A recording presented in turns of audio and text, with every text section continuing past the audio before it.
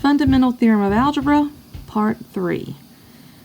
We're going to use that fundamental theorem of algebra to write polynomial function f, so I don't want to forget that my final answer should have f of x in it, of least degree, which means you could have more, but you want the least degree that has rational coefficients, which means you could have fractions, integers, decimals, a leading coefficient of 1, and the given zeros. Number 5 is the easiest because this is straightforward. The only zeros of this cubic function, how did I know it was cubic?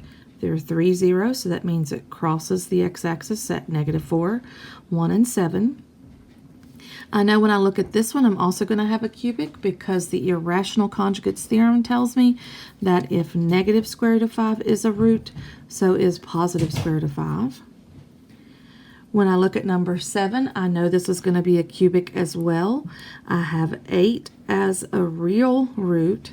I have 3 minus I as a complex root, and then the complex conjugate of 3 minus I is 3 plus I. So that's 3 solutions. That's cubic as well. What we are doing here is we're working backwards. We are taking a problem like this. Of course, it doesn't factor. We're taking a problem like this and going backwards to the equation. So how do we do that? Remember, my solutions are, for this one, x equals -4, x equals 1, x equals 7. What did that look like before I solved from doing the zero product property? This one looked like x plus 4 equals 0. This one looked like x minus 1 equals 0. And this one looked like x minus 7 equals 0. Then let's go a step back from here's the zero product property. Let's put our function f of x. Well, I guess I actually should put a 0 here since it was the zero product property. And put our factors. And then I'll go ahead and replace f of x, 0 with f of x, and multiply these two.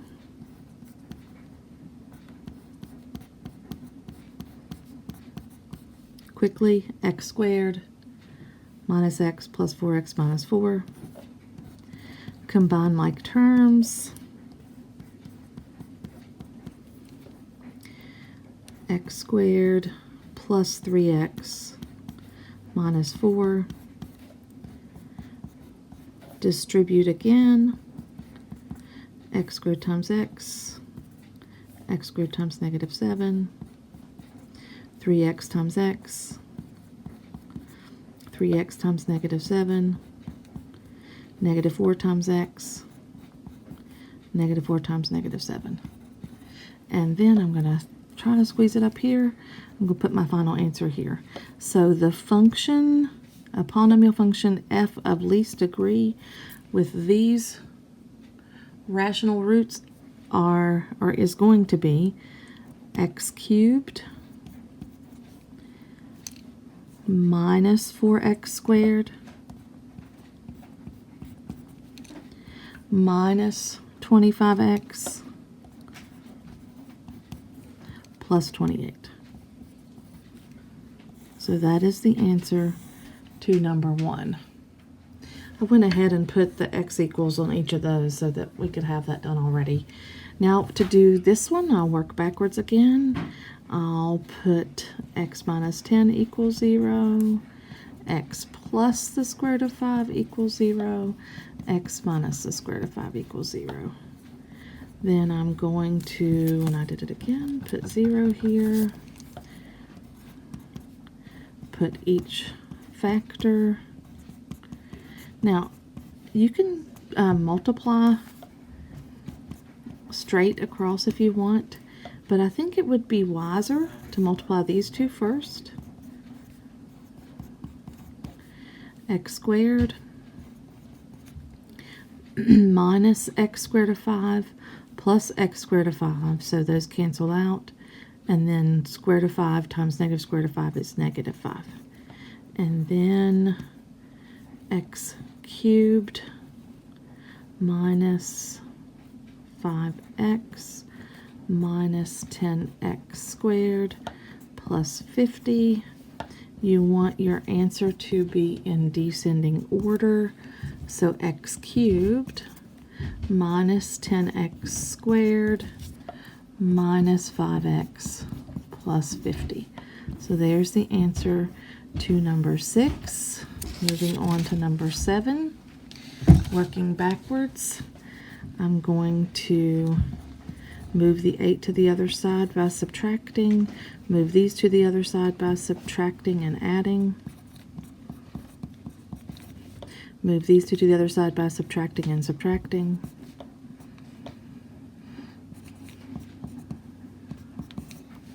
I'm going to put them back into their factored form.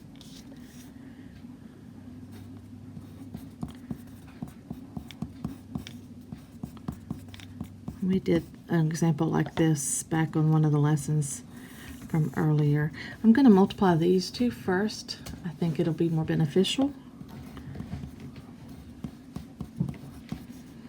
X squared minus 3x minus xi, then minus 3x plus 9 plus 3i plus xi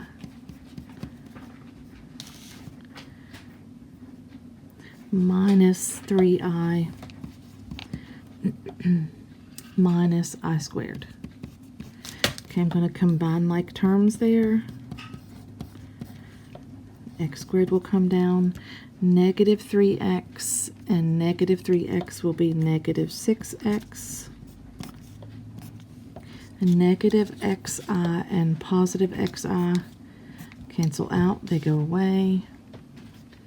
9 does not have another like term, so plus 9. 3i and negative 3i go away. Oh, 9 does have a like term. I'm going to erase that. I've got a positive 9 and I have a minus a negative 1. So 9 minus negative 1 is plus 10. And now I'm going to distribute.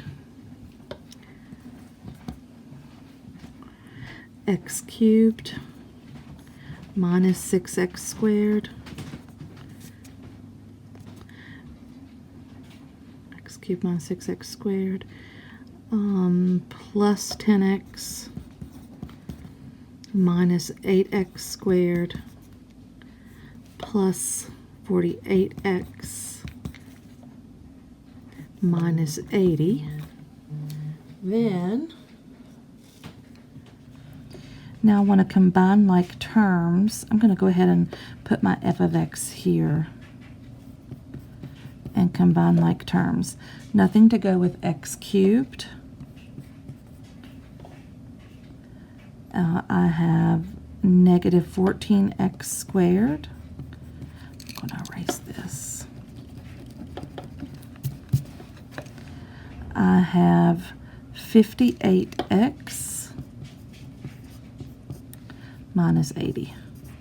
So that's going to be my answer to number 7. And now let's do number 8. This one. Okay, so if you noticed earlier in my video, I messed this one up. So if you happen to write down what I had written earlier, if you'll go back and fix it, I have it correct now. Now I'm going to work backwards.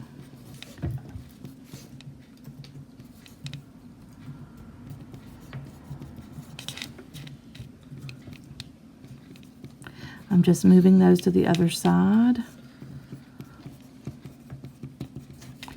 And then the last one, x minus 2 plus 3i. Okay, I wrote those on this sheet of paper because there's no way I could have fit all that work on that piece of paper. Now I have gone from the answers to the factored form before the zero product property. Now I am going to multiply these two, and I'll come back with that answer. Here's what I got when I multiplied. I hope I didn't make a mistake. I'm going to go combine like terms now and see what I get, see if I end up with the correct final answer. I don't know what I was thinking that I could get to the final answer. I brought this x down, I combined like terms. I circled these two to make sure to let you know that, remember, multiplication is commutative, so this and this are the same term, except one's positive and one's negative, so when you add them together they cancel out. And then I combined like terms here and got this. Now I want to point out again that 9i squared minus 9i squared is negative 9 times negative 1, which is positive 9. So 4 plus 9 is 13. That's where the 13 came from. I may or may not have a mistake in that last portion of this. This is a plus 2, so hopefully you caught that. I know where the plus 2 comes from, a positive 4 and a negative 2, and I just mistakenly wrote down minus 2. So go back and fix that if you have not. That should be a plus 2. The next thing that I did was distribute this, and I may have said that already. Then I multiplied this trinomial times this trinomial, and I got this loveliness here. Then I combined like terms, and I got the correct answer here. So that is the conclusion of part 3 of the fundamental theorem of algebra.